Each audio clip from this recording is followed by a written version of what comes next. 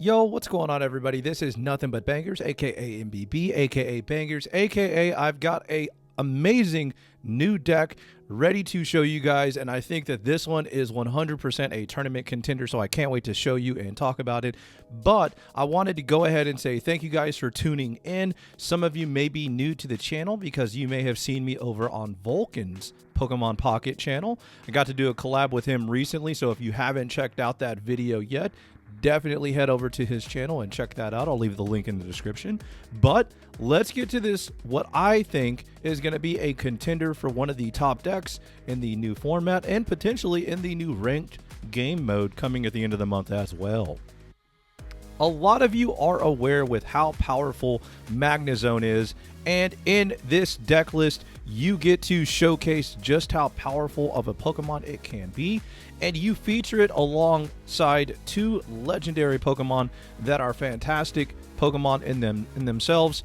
But you've got a nice little bit of synergy here, and there's another deck that's floating around that's really primarily Arceus Dialga, and it's playing like a couple of Shaman, and it can be the healing Shaman, it can be the lower the retreat cost Shaman. But basically this deck is kind of a different take on Arceus Dialga. I wanted this deck to be more in your face and have good splash damage that is not necessarily from an EX Pokemon. And on the other side of this, I wanted to also be able to handle some of those rogue decks and some of those water decks that have, sort of popped up, especially decks like our 18 Trainer Articuno EX and so on.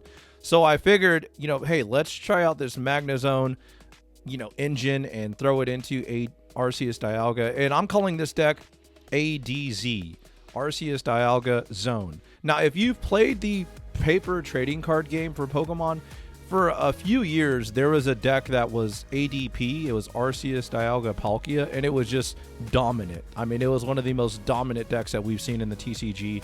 So, it's kind of ironic that here we are with Arceus Dialga being a pretty big, contributor to where this meta is going.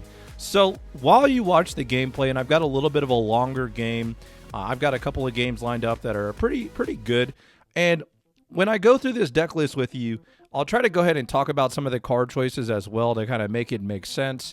But when you take a look at this deck list, you've got the double Arceus EX, you've got the double Dialga, and then you've got the double Magnezone line.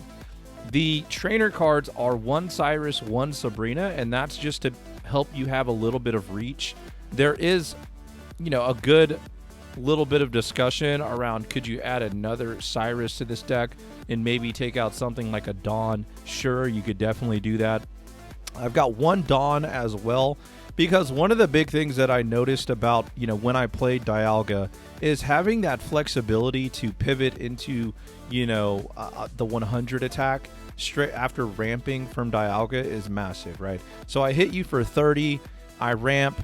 Well, now I have the option to use Dawn and hit you for 100. And the reason why that's a magical number is depending on the game state, that could be a knockout on something, like a Serebii EX, which obviously that's assuming they don't heal, they don't have a cape. So again, it's just a little bit of a thing that could pop up every now and then. And also when you start taking a look at different breakpoints, getting to 130 damage and 140 damage is pretty crucial, especially even 150 is pretty crucial. And so having cards like Dawn can help you get to those damage breakpoints a little bit quicker and maybe catch your opponent off guard. The double leaf is something that I think is monumental to keeping energy on your Pokemon and being able to pivot. Let's just say that you start Arceus EX early in the game. Well, you're not going to be punished because you're going to be able to use Leaf to get that Arceus out of the active and put in that Dialga. So sometimes I'll play games where I leave that Arceus in the active, even though I know that I have the Leaf, and then I put the energy on my Dialga on the bench. I let my Arceus take, a little chip shot, and then next turn when I'm ready to ramp, I Leaf, send in Dialga, attach the second energy, and now I'm ramping, and Arceus EX is a threat. The other big thing to look at when you talk about the trainer list is the one Pokemon communication. And it's one of those things where Pokemon Communication can be a brick, right? It can be a card that, you're not able to get value out of. However, there are times where it is, the one reason that you're able to find a piece of the Magnezone line, or maybe you're able to find another basic in your deck to push that Arceus up to that 130 damage, which again is huge, right? The other things to talk about with this deck. So let's talk about some damage breakpoints. If you do 20 damage with that Dialga, or excuse me, 30 damage with that Dialga, that 30 damage is pretty monumental, because now if you charged up your Arceus, well, now you can pivot into Arceus and you could do potentially 130, 110, or worst case, 90 damage with that Arceus.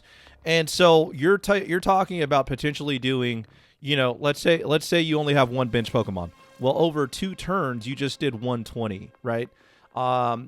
Then, it scales up 140, 160, depending on the amount of bench Pokemon you have.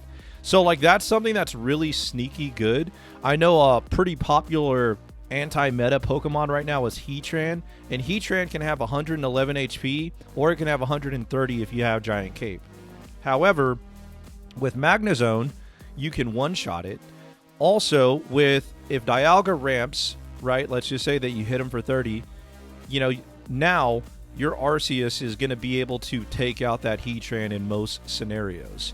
So that's something that's really big, because the first thing that a lot of people will say is, oh, MBB, if you go first with Dialga, you're in bad shape. And you're right. You're 100% right. If I open Dialga and I go first, that's not great. But you can make the argument that because you have such a powerful Pokemon on your bench, like an Arceus or maybe like a Magneton that's getting a lot of energy, you're going to be able to immediately threaten whatever knocks out your Dialga with maybe 110 damage and maybe as much as 130 damage. So there's not a lot of Pokemon that can take the hits from Dialga where it ramps and then also sustain a hit from a full power Arceus or a full power Magnezone. And so that's the way you've got to balance that out. Now, are you going to be behind and for that moment of the game if they knock out your Dialga? Yes. But you're hopefully able to start reverse sweeping them with your Arceus, and then hopefully you still can find a way to get to your Magnezone line and pivot into it to finish off whatever you might need to. So there's a lot of options here, and again, you could make the argument, hey, is Shaman better than adding a bunch of Pokemon like the Magnezone line? Sure, but for me personally, I like having the multiple options. And I also think that it's good to have a one prize attacker rather than a Pokemon that's kind of like a toolbox Pokemon. The things that you're losing out when you talk about this deck list because you're playing Magnezone are Pokemon tools, right? That's going to be the biggest thing that you're losing out on. You're losing out on Giant Cape. You're losing out on Rocky Helmet. But the trade-off is you're playing the Magnezone line and, you're playing another Pokemon that can threaten them, right? So you kind of ultimately have to decide which build you like better if you're trying to play Arceus Dialga. But again, I've tried to highlight kind of the good and the bad with both of those different, engines. The other thing that you may be losing out on is maybe some utility in your trainers. I've seen some of the Arceus Dialga decks playing stuff like Mars, and so, they let their Dialga get KO'd, but then they're able to fight back with Mars, and that's definitely very valid. And, hey, it's just one of those situational cards that's a little bit more reactive than what you would say Magnezone is, right? Magnezone is going to be more in your face, whereas cards like Mars, even cards like Rocky Helmet to a degree, are going to be more passive cards. Are there going to be times where you miss having that extra HP from Giant Cape? I think so. But at the same time, you're adding another win condition in the Magnezone line. And even, like I said, Magnezone, Magneton, it's just one of those cards that helps you pick up a lot of rogue matchups, right? What do I mean by rogue matchups? I mean matchups against decks that are not necessarily the most popular tier 1 decks, right? So, that's something to keep in mind, right? The line, gets KO'd by Magnezone is spoken very often about a lot of Pokemon, and so by playing Magnezone, you can hopefully meet some of those decks that have a problem with Magnezone. So if you're watching the game to I guess technically it's my right on the video, there's a weird stalemate going on where the first person to play a card like a Cyrus and maybe even a Sabrina on my end is going to win this game. And my opponent was not able to find those cards in time.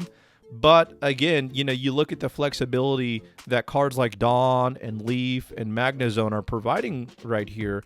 And that's kind of one of the reasons why I would say I do like Magnezone a little bit better than cards like Shaman, whether it's the Hill or the Retreat. Because right here in this scenario, in my opinion, I would be forced to continue putting in EX Pokemon, and I would be vulnerable with these low HP Shamans potentially on my bench that could have been Sabrina'd out in any of these turns. So again, I think that the bulk that Magnezone gives you, I think that the flexibility that Magnezone gets you, and I think that the damage burst that Magnezone gives you is something that's worth playing in this deck, as opposed to kind of like those toolbox Shaman Pokemon.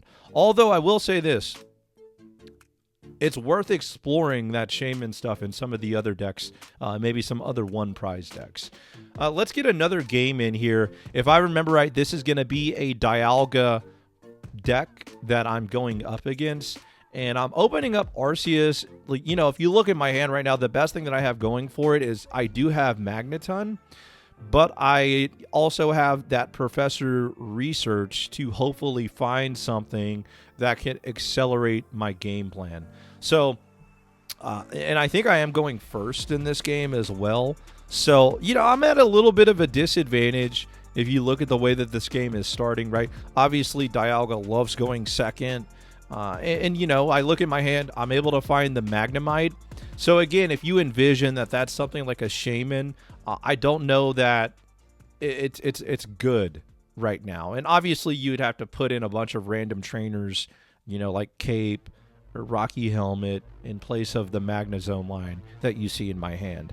But the way that things are looking right now, obviously this is not an ideal start, but maybe I can use Sabrina defensively. Maybe I can go ahead and start charging up this Magneton to really start putting pressure. It looks like, okay, so I ripped Dialga, so let's slap down that Dialga. Let's evolve. And, I'm going to have a decision right here. Do I put the energy on Dialga or on Arceus? And I think the correct play is to put it on Dialga. I guess I'm going to put it on the Arceus. You can make the argument the correct play is to put it on Dialga, so that way if I draw Leaf, I can immediately start ramping. One of the reasons why I did put it on Arceus is I figured that it would be a little bit of time before I start getting attacked in my active for big amounts of damage. So here it is. They slap down a nose pass, so I immediately am pretty aware. Okay, so the Probopass is going to be a card that I'm going to be threatened with eventually. But I don't know that I'm too intimidated by that card. And then they've got like a base Registeel, I think, on their bench as well. It's not really frightening. So I'm just continuously ramping up my Magneton. I've got my Arceus one turn away from attacking now, and I didn't find the Leaf. So if I had put the energy on the Dialga, I would be kind of stranded in the active, right? Well, now I'm threatening a potential 130 damage back-to-back turns, and I'm also going to have a potential threat of Magnezone, right? They go ahead and choose to ramp. They're ramping the Registeel. I rip another Magneton. So now, before I reveal anything about my hand, I'm going to Sabrina here. And the reason why I'm going to Sabrina here is I'm going to immediately be able to take away a potential... Oh, I'm sorry. They had a Dialga on the bench, not a Registeel. But they had... so they send in that other Dialga. But the thing about it is I'm going to be able to hit this Dialga and not take any recoil damage, which keeps me out of range of being one-shot unless they're playing Giovanni. So, again, when I look at the game state right here, using... the energy and putting it on Arceus, I think is probably the correct play because I had the Sabrina, right? Because I'm going to be able to Sabrina out of the Rocky Helm threat. And you could make the argument maybe they should have held the Rocky Helm. So that way, I don't know until, it's a little bit later in the game. Right here, they leaf out of the active. They put back in that Dialga. They're starting to threaten that 100 damage with Dialga potentially next turn. So now it's a little bit of decision time for me, right? So now I'm going to be at a crossroads where I can utilize my only Cyrus right now, or I can draw more cards with Professor's Research. But I've got the threat of Magnezone on my bench, so I almost like don't mind paying the retreat cost here of my Arceus and just like going into one Magnezone here. And so I'm going to make the decision here to go into Magnezone. I'm going to hard retreat here, no leaf. And then I'm going to Cyrus. And you know, hey, by the way, I'm not using the Cyrus, but I'm just going to go ahead and take the damage here. But I'm utilizing one energy going on my Arceus, and I'm basically saying, hey, I'm going to be able to threaten you with this Arceus because I'm one energy away from attacking with it. Now, if they were to play something like a Cyrus, obviously, you know, that kind of feels a little bit rough. But I'm also staying out of range of the Dialga one-shotting my Magnezone here. So Probopass comes down. Some people would say we're twins. I think that's disrespectful, okay? I don't look anything like Probopass, all right? Anyways, Probopass comes down, and they're going to use Pokemon Communication here. I don't really know what they're searching for right here. I don't know, you know, what their method of winning right here is. It seems like the game is going to be a little bit tricky for them to win now, right? Because it seems like right now I can KO one of the Dialgas and then Cyrus the other. So like that's the way that the game state is looking to me from, you know, rewatching this game. Putting that Mew down on the bench, I'm not sure that it really changes much in this game. You know, it could be a threat later on if they were to commit energies to it, but they're going to hit me for 100. So now my Magnezone is a little bit threatened. But again, looking at the game state for myself right here, you know, I have a lot of options to pivot in and attack. And cards like Dawn also make that possible. So I've got a ton of options here, and I'm going to want to attach an energy to my Magnezone here, so I can potentially save one more electric energy. And I'm thinning my deck, trying to take out cards that I wouldn't want to draw so I can draw trainers. And I'm going to pivot into the other Magneton. I'm going to evolve in the Magnezone, and I'm going to collect the first prize. And at this point in the game is basically unwinnable for my opponent. And again, I just look at this game and I think to myself, if I was playing Shamans, you know, I think I lose this game.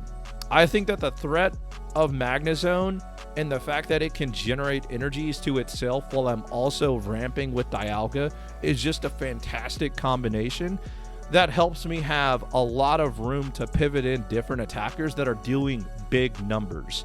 Now, that's not to discount the utility that cards like Shaman have, but in my opinion, Magnezone gives you more flexibility to actually win the game. So here's the game-winning Cyrus, and that's going to wrap the game up. Hope you guys enjoyed the gameplay. All right, let's go ahead and close this out. All in all, I think ADZ Arceus Dialga Zone is a really good deck that I won't be surprised if it continues to see more play and have some pretty good tournament results. I hope you guys enjoyed seeing a little bit more of a better top tier deck than some of the other decks that I sometimes feature for fun, and I hope that I catch you back in some more of my content. And again, thank you for taking time out of your day for me to be background noise. Maybe it was entertaining, or hey, maybe you learned something. But until next time, I'll catch you later. Peace.